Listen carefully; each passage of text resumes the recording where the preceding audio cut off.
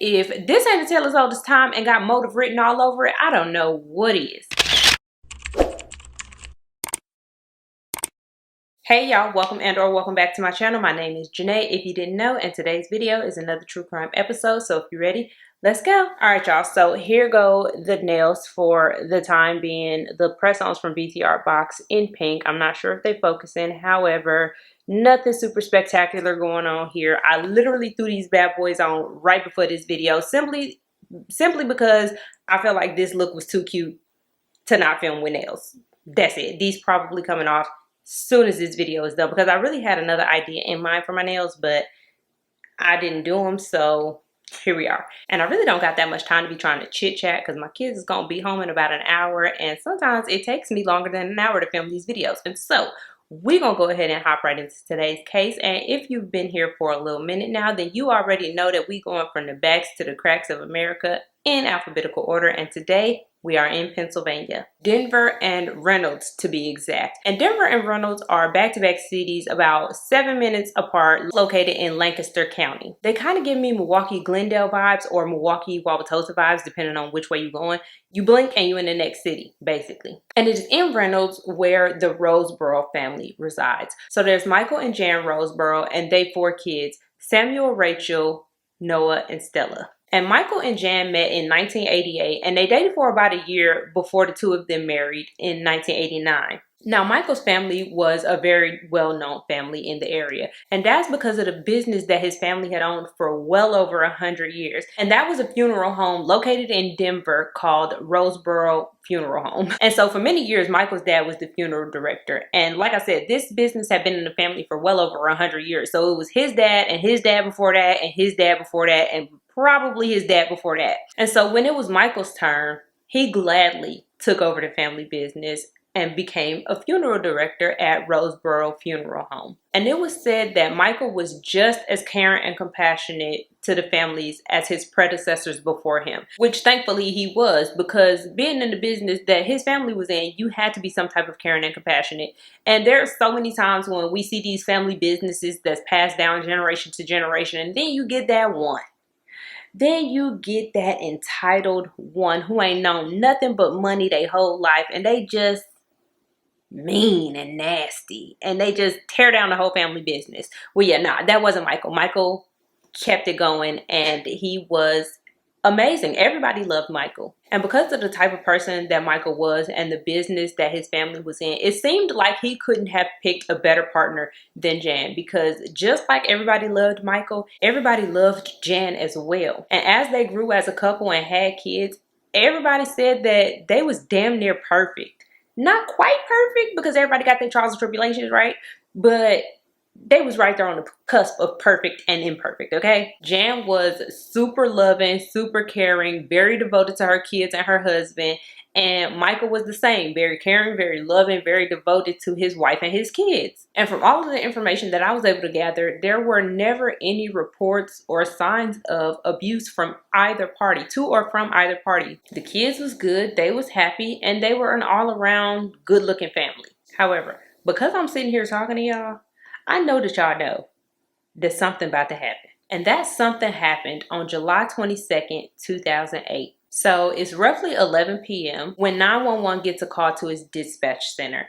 And the call is coming from Michael Roseboro. And on this call, Michael is saying that his wife has just drowned. He thinks his wife has drowned. He said that he came outside, he found her in the pool, and he's already pulled her out of the pool, and he's about to start CPR. So police and paramedics rush to the scene, and Jan is rushed to the hospital. However, less than an hour after the 911 call was made, Jan Roseboro is pronounced dead. And as word of Jan's death makes it around to her family and friends, the message is relayed as Jan had an accident and drowned in the pool. And obviously this is heartbreakingly devastating to everybody in her life, because Jan was only 45 years old and she got 4 kids, and it was hella unexpected. And so naturally everybody just rallies around Mike and the kids.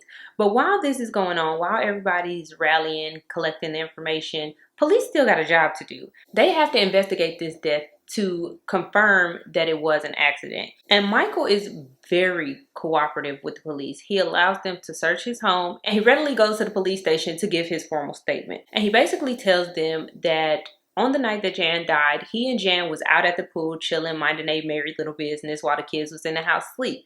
And at some point, Michael said that he wanted to go inside because he was tired and he wanted to go to sleep. So he did, but Jan decided to stay outside. And he said that he went to sleep at about 10 o'clock that night, but he woke up roughly an hour later to use the bathroom. And when he woke up, he noticed that the lights by the pool was still on. And so he went downstairs to go turn off the pool lights. But when he got out there, that's when he seen Jan in the pool, called 911, pulled her out, did CPR, you know, the whole nine. And so they let him give his formal statement and they let Michael go because everything seemed cool. All of that seemed plausible. And when they searched the home, they didn't find nothing crazy. And nothing really stood out as suspicious to them. Even though Mike was a little bit more composed than most people usually are, they didn't think nothing about it because everybody grieves different. And Michael is a funeral home director. Death is not unfamiliar to him. And so it kind of all made sense. But then the autopsy report came back and it was determined that this was no accident. Jan had bruising on the back of her neck, which indicated strangulation, and she had multiple contusions all around her head, indicating blunt force trauma, on top of drowning. So the medical examiner determined that Jan's cause of death was multiple traumatic injuries and that the manner of her death was a homicide. And once the news spread that Jan's death was a homicide and not an accident, this floored everybody. Because who would want to do this to Jan? Like, seriously. Now, while police didn't initially have a suspect in mind, the obvious suspect came into clear focus. And yeah, it was Mike, because not only did he not have any real type of reaction when they told him that his wife's death was a homicide and not an accident, but also they got a phone call.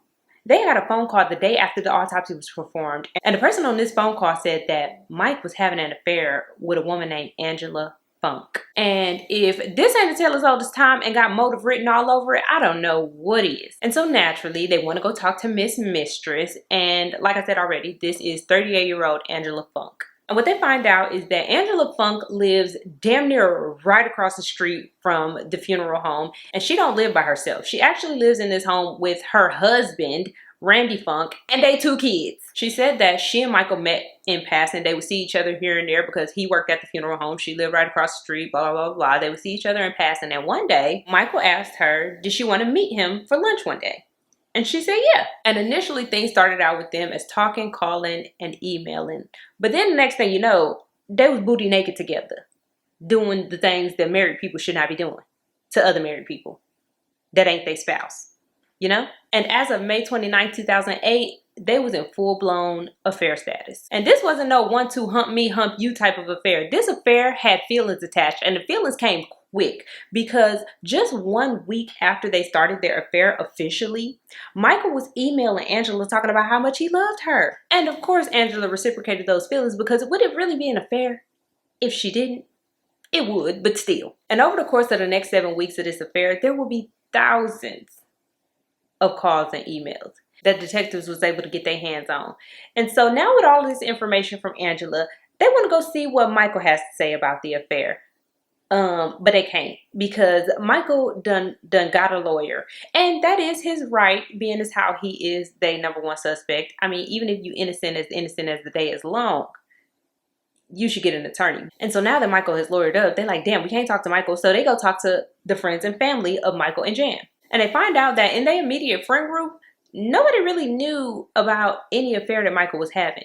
They said that Michael presented himself as a straight up family man, 100% dedicated to his wife, 100% devoted to his family. And they just didn't know what the detectives was talking about because Michael having an affair? Absurd. However, there were people who was close to Jan who knew about Michael having an affair in the past. And they said that back in 2003, Jan had found out about an affair that Michael was having because she handled all the bills, and she had ended up getting a cell phone bill in the mail for an astronomical amount. And she was like, what the hell? Now, mind you, this is back in 2003 when Jan found out about this affair. And so this was well before cell phones had unlimited talk and text. Some of y'all might not know nothing about that. Call me after 7. Okay, thanks. So yeah, basically back then you would pay for a certain plan. You would have a certain amount of talk minutes and you would have a certain amount of text that you could send. And if you went over those talk minutes or the amount of designated text that you could send and receive, then you would get charged per minute to talk and you would get charged per text. And I believe it's like 10 to 20 cents per minute to talk and then 25 cents per text sent or received. And so Michael was just out here hello, talking. And his wife got a phone bill like, bitch, who you been talking to? Because it ain't been me. Who you been texting? And so that's how she found out about the affair in 2003. And now in 2008, it was about to happen all over again. Because it was said that the phone bill for July of 2008 was pretty much on its way. It said that the phone bill was cut the day before Jan's murder. So the phone bill was from June 22nd to July 21st. And Jan died right before it was set to come to the house. And detectives got a copy of this phone bill. And it was set to be due on August 16th, 2008. And the bill was for $668.12.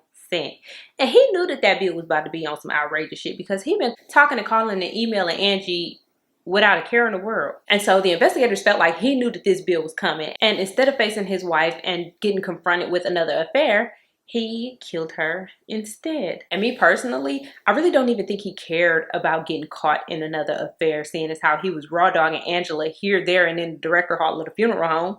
He didn't care about getting caught. I just think that he didn't want Jan to divorce him and collect alimony, potentially get the house because of the kids, and pretty much take him for half of everything he had. And especially if they didn't have a prenup, I'm almost sure that she might have had some type of rights to the funeral home as well in a divorce. So, yeah, I just think he didn't want to deal with that. And yeah, that's why. Anyway, so on August 1st, Mike ended up getting a call from Angela. And on this call, Angela told Mike that she was pregnant with his baby. And Mike said, this couldn't have come at a worse time. I would have been happy under any other circumstance. But I don't think that this is the right time to just be gleeful about a baby with you. And I don't know if Mike denied it or not, but Angela said she knew that it was his baby because her husband had had a vasectomy. And whether he was happy or not, denying or not, Michael didn't have very much time to process this information because on the very next day, August 2nd, 2008, they went and scooped Buddy up. They went and arrested him and charged him with the murder of his wife. And of course, his family and friends was in disbelief because it couldn't have been Mike. They thought it wasn't Mike, and Mike said it wasn't Mike. And the case ended up going to trial in July of 2009.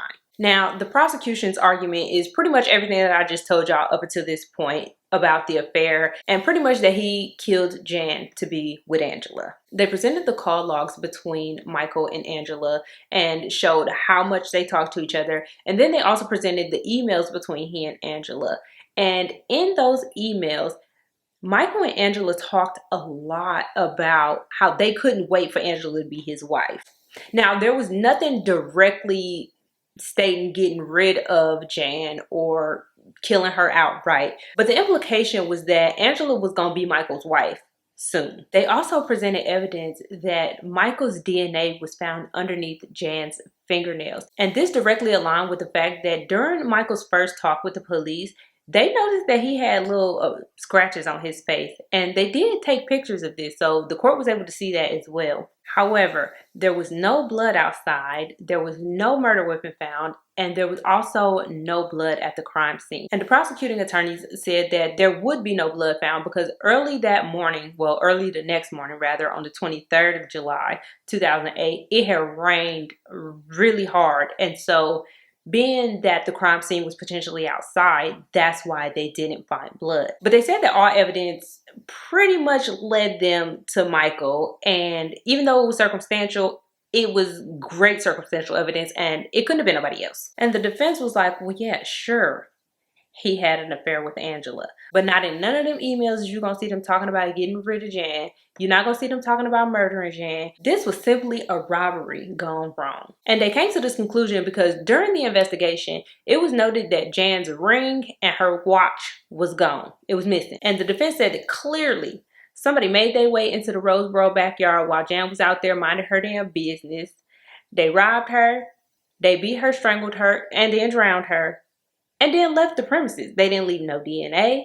They didn't leave not a trace of themselves behind. And if they did leave a trace of themselves behind, the rain washed it away. So after the two sides presented their arguments, the jury went back for deliberation, and it only took them 4 hours to come to a conclusion. And that conclusion was that Michael Roseborough was guilty of the first-degree murder of his wife, Jan Roseborough. And although he was convicted and sentenced to life without the possibility of parole, his family still wholeheartedly believes in his innocence, as well as he and Jan's oldest son, Sam. He believes in his dad's innocence as well. But Jan's family, however, they feel like the justice system did its job. And while the oldest, Sam, has gone to live with his paternal grandparents, the younger three were taken in by Jan's sister, and she decided that she was going to raise them in the house in which their mother died, because she said she felt like there was so much changing in the world around them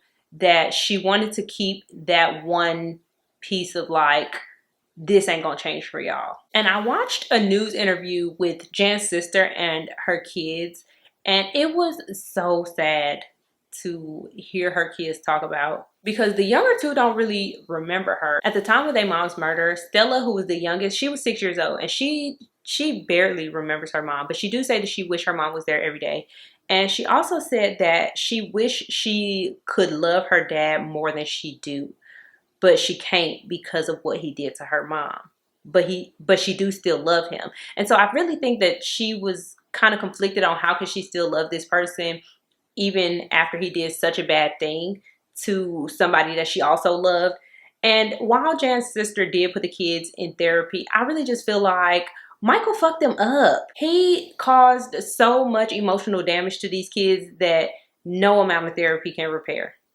It might help them learn how to deal with it, but they ain't gonna never be like, okay. And then we can't really talk about Jan's 4 kids without talking about the kid that he had with Angela, because yes, Angela did end up having that child. She gave birth to their son in March of 2009 while Michael was awaiting his trial. And this is a son who, last I heard, she was raising with her husband, Randy. And I don't know if the marriage has since dissipated or not, but it was definitely on the rocks after all of this. Because imagine, you just living your life with your wife, raising your 2 kids, and then you find out that your wife is having an affair, because not only is she pregnant after you had a vasectomy, but the person she pregnant by, the man she was having an affair on you with, done killed his wife to be with your wife.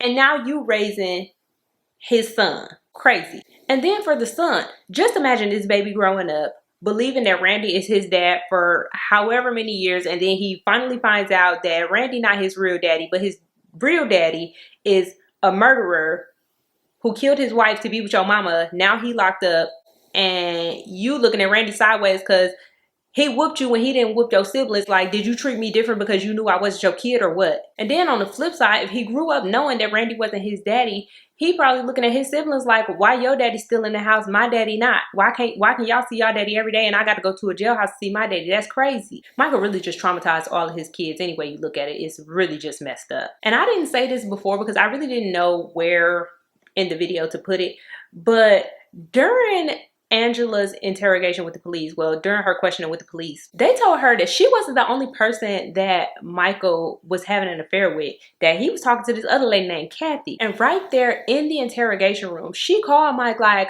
who is Kathy? You cheating on me? And it's like, girl, he cheating with you. She had the nerve to get mad like she wasn't cheating on her husband with Mike, and Mike wasn't cheating on Jan with her. Girl, you know he's a cheater.